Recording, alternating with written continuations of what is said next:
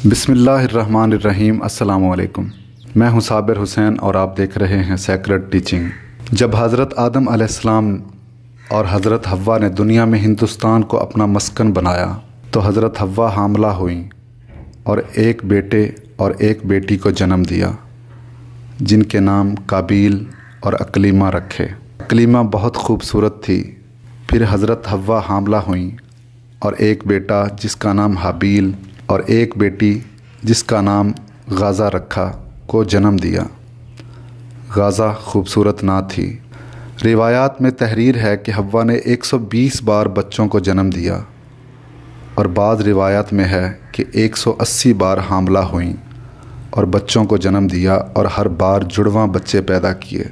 रिवायात में है कि काबील बहिश्त में माँ के शिकम में थे, मगर पैदाइश दुनिया में हुई, क्योंकि बहिश्त पाक जगह है, ना कि आलूदगी खून की।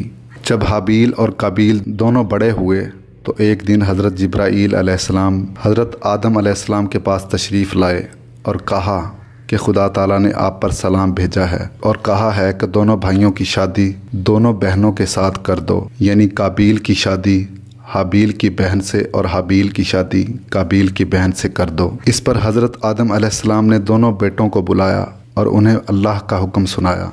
इस बात को सुनकर काबील ने मानने से इनकार किया और कहा कि मेरी बहन अकलीमा साहिब जमाल है, मैं इसको हरगिज़ हाबील को ना दूंगा। आदम अलैहिस्सलाम ने कहा कि ये अल्लाह का हुक्म है तो उसको मान ले। काबील ने कहा कि नहीं, आप हाबील को दोस्त रखते हैं और इसी वजह से आप ऐसा कहते हैं। और यूं काबील वो पहला शख्स था जिसने वालिदैन की नाफरमानी की। आखिरकार हज़रत आदम अलैहिस्सलाम ने हाबील की शादी काबील की बहन और काबील की शादी हाबील की बहन से कर दी। उसके बाद काबील हाबील से शदीद हसद करने लगा और कहा कि तुम मेरी बहन अकलीमा को तलाक दो ताकि मैं उसको अपनी खिदमत में रख सकूं। इस पर हाबील ने कहा कि अकलीमा मेरी बीवी है और मेरे माँ बाप ने इससे मेरी शादी की है और मैं हरगिज़ अपने बाप का हुक्म रद्द नहीं करूँगा और खुदा का हुक्म बजा लाऊंगा। जब हज़रत आदम अलैहिस्सलाम ने दोनों बेटों का अहवाल देखा तो दोनों की तशफ़ी तसल्ली की खातिर ये इंसाफ किया और फरमाया, दोनों भाई कोहे मिना पर 2 कुर्बानियाँ रख दो, जिसकी कुर्बानी अल्लाह ने कबूल कर ली उसकी बीवी अकलीमा होगी। इस पर दोनों बेटों ने कई बकरियाँ ज़िबा करके कोहे मिना पर रख दी, जैसा कि कुरान पाक में फरमाया गया है। और तहकीक सुना उनको अहवाल आदम के 2 बेटों का। जब दोनों ने नज़र मानी फिर इनमें से एक की नज़र कबूल हुई और एक की नज़र कबूल ना हुई। गर्ज़ दोनों भाइयों ने कोहे मिना पर कुर्बानी रख कर दुआ की कि या इलाही हमारी कुर्बानी कबूल कर। वहीं आतश इलाही ने आकर हाबील की कुर्बानी जला दी और काबील की कुर्बानी कबूल ना हुई। तब काबील ने हाबील से कहा कि मैं तुझे मार डालूँगा क्योंकि तेरी कुर्बानी कबूल हुई। इस पर हाबील ने कहा कि कुर्बानी कबूल करने वाला अल्लाह है और वो परहेज़गारों की कुर्बानी कबूल करता है, और अगर तू मुझ पर हाथ उठाएगा तो मैं बदले में तुझ पर हाथ नहीं उठाऊंगा, क्योंकि मैं अल्लाह से डरता हूँ जो सारे जहान का मालिक है। दोनों भाई कुर्बानी देने के बाद अपने बाप के पास आए। हज़रत आदम अलैहिस्सलाम ने फरमाया, ए काबील, क्योंकि कुर्बानी हाबील की अल्लाह ने मंजूर फरमाई है, इसलिए तेरी बहन अकलीमा हाबील पर हलाल हुई और तुझ पर हराम। ये बात सुनकर काबील हाबील का दुश्मन हो गया और हर वक्त हाबील को मार डालने की तदबीर सोचने लगा। इससे पहले किसी ने ज़मीन पर खून रेजी नहीं की थी। एक रोज़ काबील हाबील से कहने लगा, मैं तुझको कत्ल कर दूंगा, क्योंकि तेरी औलाद मेरी औलाद से कहेगी कि हमारे बाप की कुर्बानी कबूल हुई, ना कि तुम्हारे बाप की। हाबील ने कहा, इसमें मेरी कोई तकसीर नहीं, खुदा आदिल है और अगर तू मुझे मारेगा तो मैं तुझे नहीं मारूंगा। बरादरी का हक बजा लाऊंगा और रोज़े हशर तो कसूरवार होगा और दोज़ख तुझ पर वाजिब होगी और मैं निजात पाऊंगा। ये सुनकर काबील और ज़्यादा हाबील का जानी दुश्मन हो गया। एक रोज़ ऐसा इत्तफाक हुआ कि हज़रत आदम अलैहिस्सलाम हज के लिए तशरीफ़ ले गए। क़ज़ाए इलाही से एक रोज़ काबील ने हाबील के बकरी खाने के पास जाकर देखा।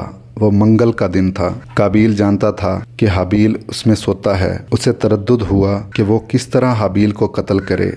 इसी असना में शैतान इंसानी सूरत पर ज़ाहिर हुआ। उसने सांप हाथ में लिया और काबील के सामने आकर सांप को ज़मीन पर रखा और एक पत्थर उठाकर सांप के सर पर मारा, जिससे वो सांप मर गया। اس کے بعد شیطان وہاں سے غائب ہو گیا۔ اس طرح قابیل نے شیطان سے تعلیم پا کر ایک پتھر اٹھا کر حابیل کے سر پر مارا، جس سے حابیل کی موت واقع ہو گئی اور قابیل بارگاہ الہی میں عاصی و ملعون قرار پایا۔ بعد میں گدھ اس پر آن گرے۔ قابیل متردد ہوا کہ اب اس کو کیا کرنا چاہیے۔ آخر حابیل کی لاش اٹھا کر عالم کے گرد پھرنے لگا۔ جس زمین پر لہو گرا وہ زمین شور زدہ ہو گئی۔ پس اللہ کو منظور نہ تھا کہ اپنے دوست کی بے حرمتی کرے۔ پھر اللہ تعالیٰ نے 2 کوے بھیجے جو آپس میں لڑے اور ایک کوے نے دوسرے کو مار ڈالا۔ پھر اس کوے نے زمین کو کریدا اور گڑھا کھودا۔ گڑھا کھود کر اس میں مردہ کوے کو ڈال کر اس پر مٹی ڈال دی اور یوں قابیل کو حابیل کو دفن کرنے کی ترکیب سوچی۔ جب حضرت آدم علیہ السلام مکہ سے واپس آئے تو حابیل کو بہت ڈھونڈا، لوگوں سے بہت پوچھا، مگر کسی کو معلوم نہ تھا۔